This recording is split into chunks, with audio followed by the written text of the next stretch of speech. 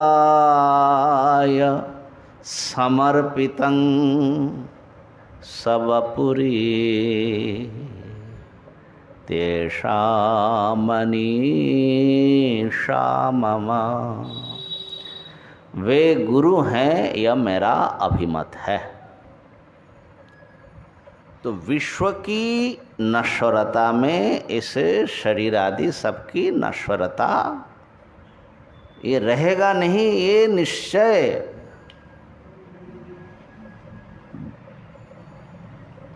ये पहला काम है कि तुम कुछ भी कर लो प्रयत्न, अंततः ये देह छोड़ना पड़ेगा। और वो छोड़ना जो है बड़ा पेनफुल ही होता है हमेशा। माने अगर ज्ञान हो गया तो बात दूसरी बात है, या भीतर कोई दिव्य आलोक आपने प्राप्त कर लिया तो दूसरी बात है। बाकी शरीर छोड़ना सब प्राणी के लिए कष्टदायक है, क्योंकि यही उसको वो आत्मा मानता है।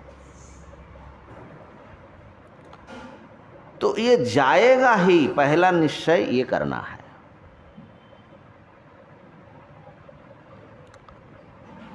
और जो ब्रह्म है, आत्मा है, वो नित्य है, वो कभी समाप्त होगा ही नहीं। उसका विमर्शन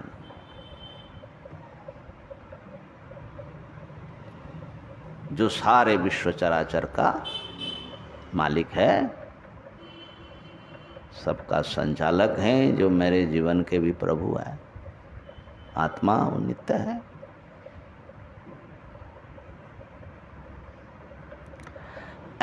इससे जो है वो कैसा हो जाता है, निष्कपट। भीतर कुछ और मुख में कुछ होने से काम चलने वाला नहीं है। यहाँ पर तो भैया जैसे जगन्माता सीता को अग्नि परीक्षा देनी होती है, अग्नि से गुजरना होता है। तो भीतर कुछ बाहर कुछ होने से तो अग्नि जला देगी, है ना। वो छांदोग्य में आया ना कि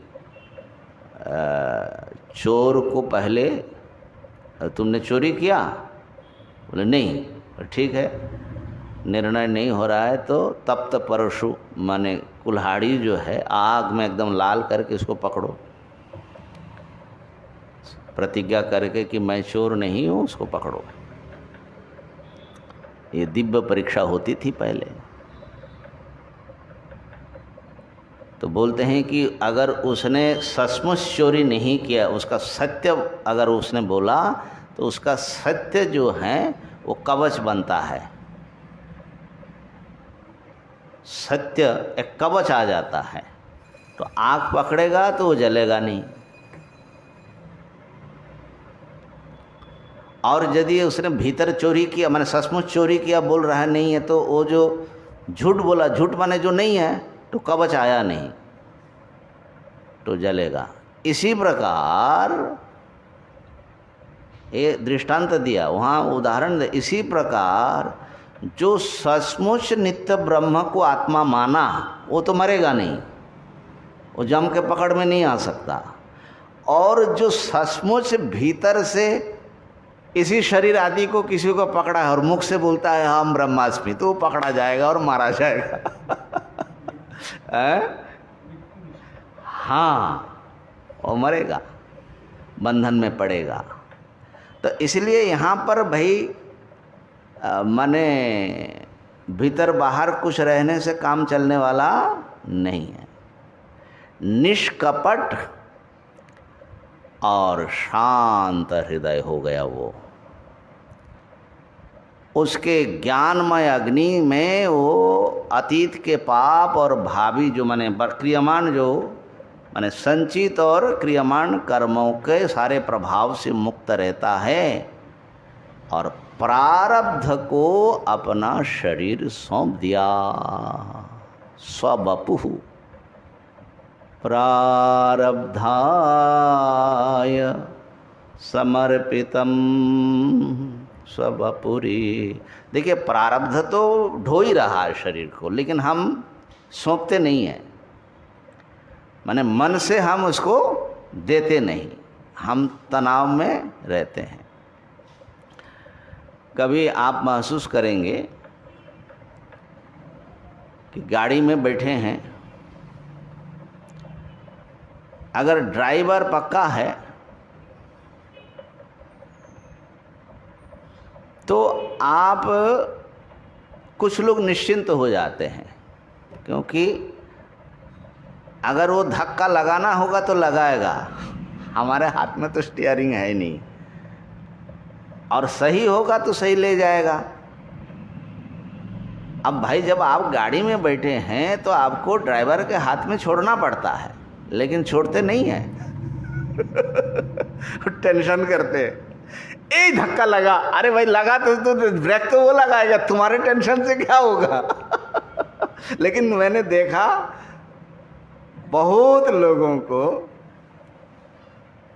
हमारा तो थोड़ा ये सब देखते रहने से थोड़ा भीतर से थोड़ा टेंशन कम हो जाता है। माने अच्छा, बाबा के साथ बैठना तो माने बहुत खतरनाक है। गुरुदेव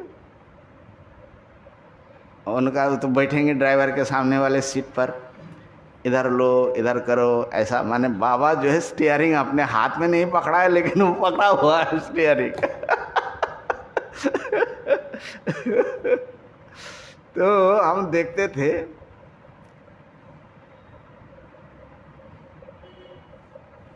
अब कई लोग हवाई जहाज से जा रहे हैं, बहुत टेंशन में, अब क्या होगा। अरे भाई बैठ गए हो, अब क्या होगा, जो होगा सो तो हो जाएगा। एक स्वामी जी थे, बड़े अच्छे है अभी भी। एक बार हम अगरतला ले गए, बहुत प्यारे महात्मा, वृद्ध है एकदम। बोले स्वामी जी ऐसा है, हमको आप ट्रेन से लाना, प्लेन से नहीं लाना। बोले क्यों? बोले ये प्लेन बड़ा खतरनाक है। बोले कैसे? बोले ये जो ऊपर उठता है, ऊपर से ऊपर ही उठता जाए तो। कैसी कैसी माने व्यक्ति के संस्कार और भावनाएं होती है। तो मेरा यही पॉइंट था, जिसने ड्राइवर को गाड़ी में बैठा और बैठा है, या तो बैठना नहीं, ड्राइवर सही नहीं है तो बैठना नहीं।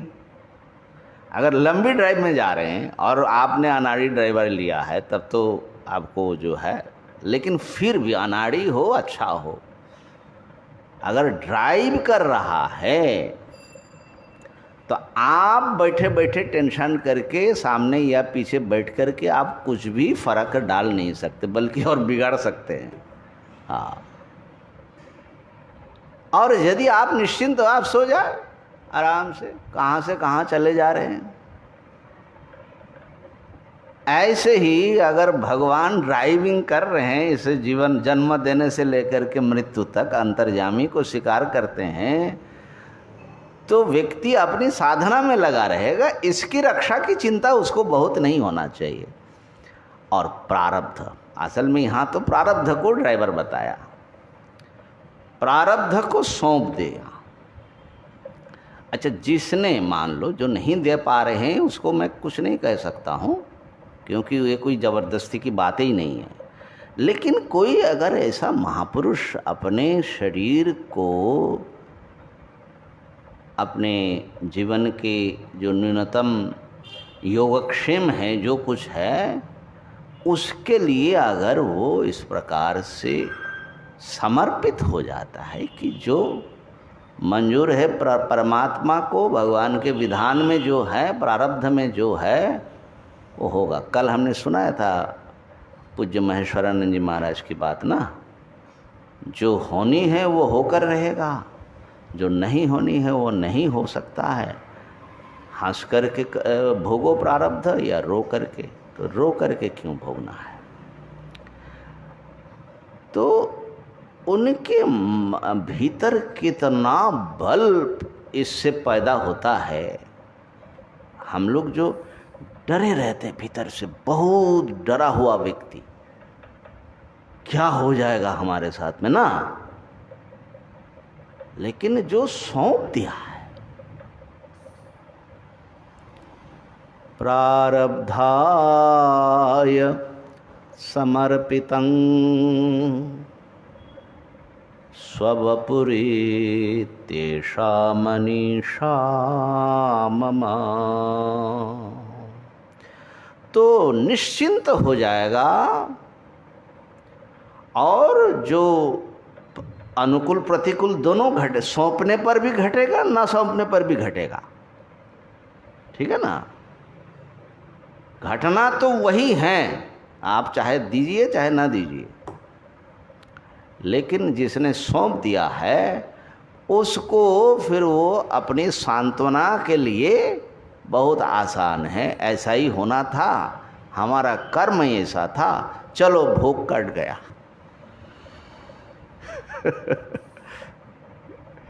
काशिकानंद जी महाराज सुनाते थे, ये शायद दक्षिणामूर्ति में, बोले कि हमारे कोई कुठारी जी थे,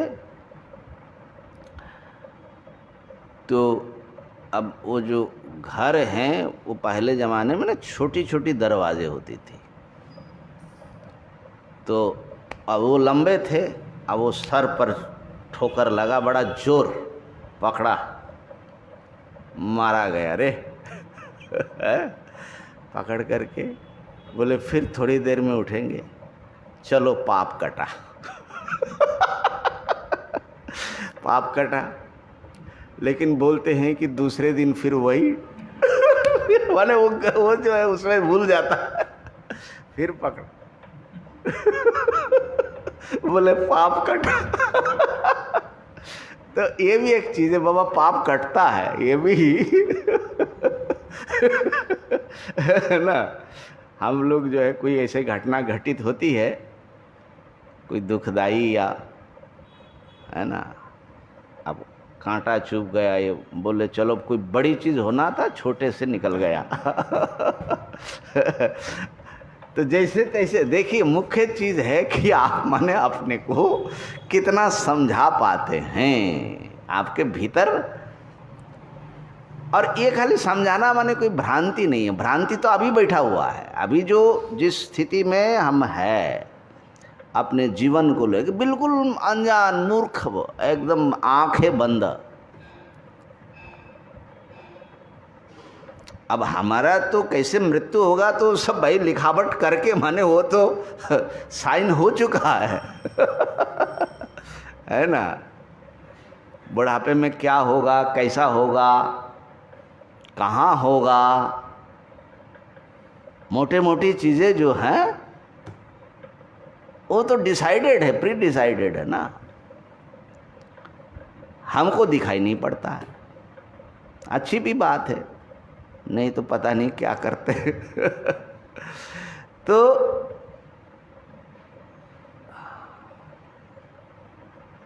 एक असल में ज्ञान के कई स्तर है। ये प्रारब्ध वपु की रक्षा करता है, उसकी जिम्मेदारी है। ये भी समझना एक खास ढंग की अंतःकरण शुद्धि की आवश्यकता है।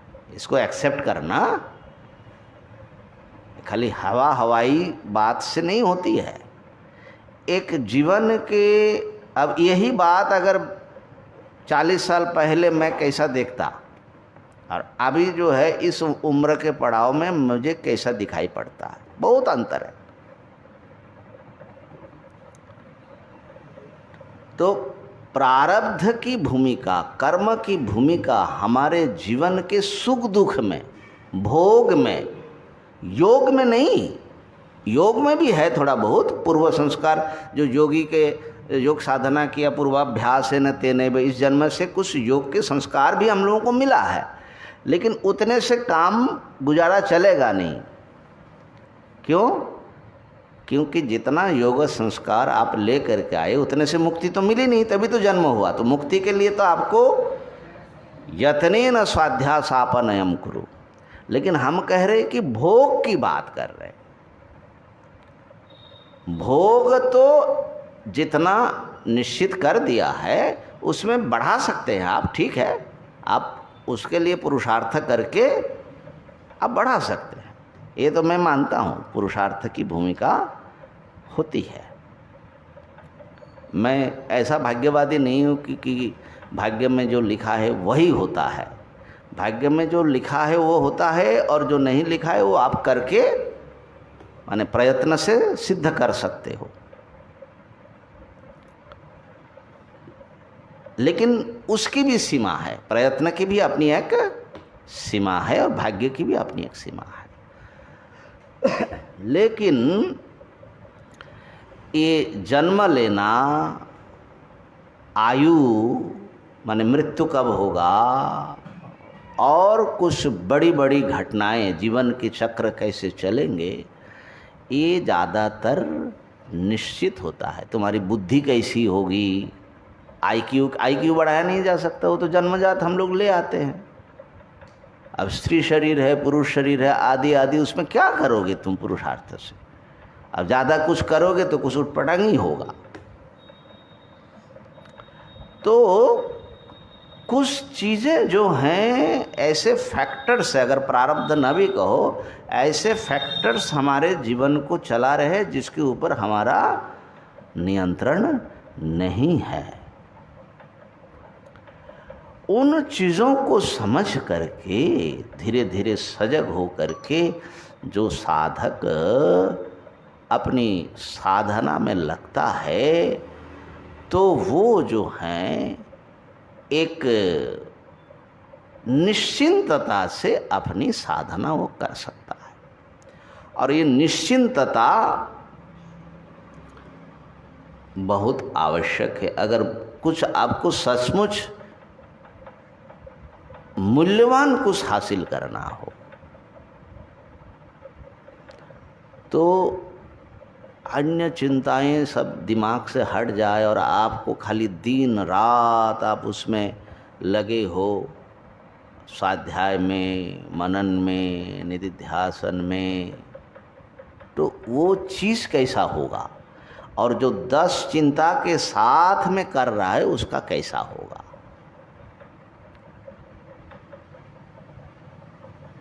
इसलिए ब्रह्म चिंतन के लिए कहा तज्जलानिति शांत उपासित। पहले शांत बनो और फिर उपासित, उपासना करो। शांत माने वही शांति, निश्चिंतता। अपने साधन चतुष्टय में भी शम दम आदि के बाद ही जिज्ञासा की बात आई ना, अथा तो ब्रह्म जिज्ञासा। तो ये कैसे आएगा, वो ये सब चीज़ें उसकी तरफ सावधान होना पड़ता है। बिना शांति से ये सब चीज़ें आपको मिलेंगी नहीं। हम कई बार कहे कि पहले ज़माने में सुनते थे, उत्तरकाशी के महात्मा लोग सुनाते थे, उस ज़माने में पैदल जाना पड़ता था। तो जो ऋषिकेश से ऊपर चले गए उनका मन ऐसा ही होता था कि अब नीचे नहीं जाना है, किसके लिए जाए। नीचे का सारा संबंध तोड़ के, ना मोबाइल था ना कुछ था, वहाँ गए। अब जब तक है शरीर तब तक अपने श्रवण मनन ध्यान आदि करना है। भिक्षा तो मिलती है, भिक्षा वहाँ छत्र से मिल जाता है। तो और हम जो घूमने जाते हैं, उत्तरकाशी देखने के लिए जाते हैं, तो हमारा देखना कैसा होगा उत्तरकाशी में, उसके साथ हमारा संबंध कैसा होगा, और जो वैसा जा रहा है उसका कैसा होगा। ठीक ना। तो इसलिए एक ब्रह्म प्राप्ति करना है, परमात्मा को पाना है, तो आपको जैसे नदी के इस किनारे से उस किनारे में लग जाना है, किनारे में लगना है, स्रोत के साथ बहना नहीं है।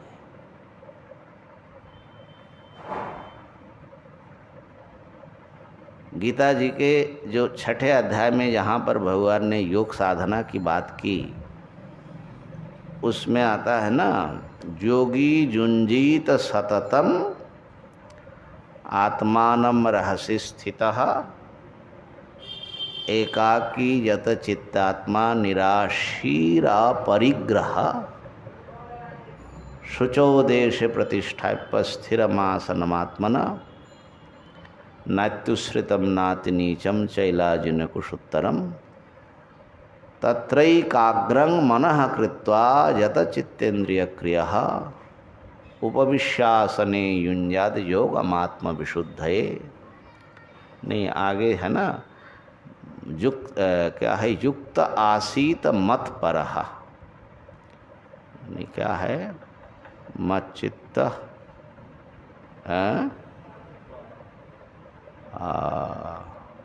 मच्चित्त नहीं, छठे अध्याय में है। तो वहाँ पर भी भगवान ये कहते हैं कि जो मुझे ही परम वस्तु मानते हैं और मेरा आश्रय लेकर के जो योग करते हैं, 7वें अध्याय में भी है योगं युञ्जन मदाश्रय। तो जो परमात्मा का आश्रय ले लिया उसको भी चिंता नहीं होगी। सबसे बड़ी सत्ता का आपको संरक्षण मिल रहा है, उनके ऊपर छोड़ दिया तब भी आपको चिंता नहीं होगी। अब प्रारब्ध के ऊपर छोड़ दिया तब भी आपको चिंता नहीं होगी। तो निश्चिंतता इस साधना के लिए आवश्यक है, नहीं तो आप डाइवर्ट रहेंगे, आपको समस्या रहेगी और जो है आप गूढ़ रहस्यों को आविष्कार नहीं कर पाएंगे। तो इस प्रकार से ये जो हैं एक माने प्रारब्ध के ऊपर थोड़ा सा हमने चिंतन किया कि कैसे महापुरुष अपने जीवन को संचालित करते हैं, किस प्रकार प्रारब्ध को सौंप करके वो निश्चिंत हो जाता है और जो सुख दुख आता है उसको एक्सेप्ट करता है, अपने काम में लगा रहता है। आज इतना ही। आज तो 280 वाला ही हुआ ना, अगला श्लोक तो हुआ नहीं। चलो एक साथ में ये श्लोक पढ़ लेते एक बार। प्रारब्धं पुष्यति वपुः इति, एक साथ में पहले से शुरू करो, हमारे साथ साथ बोलो। प्रारब्धं पुष्यति वपुः ऋति निश्चेत्य निश्चलः धैर्यमालम्ब्य यत्नेन स्वाध्यासापनयं कुरु। ओम पूर्णमदः पूर्णमिदं पूर्णात् पूर्णमुदच्यते पूर्णस्य पूर्णमादाय पूर्णमेवावशिष्यते।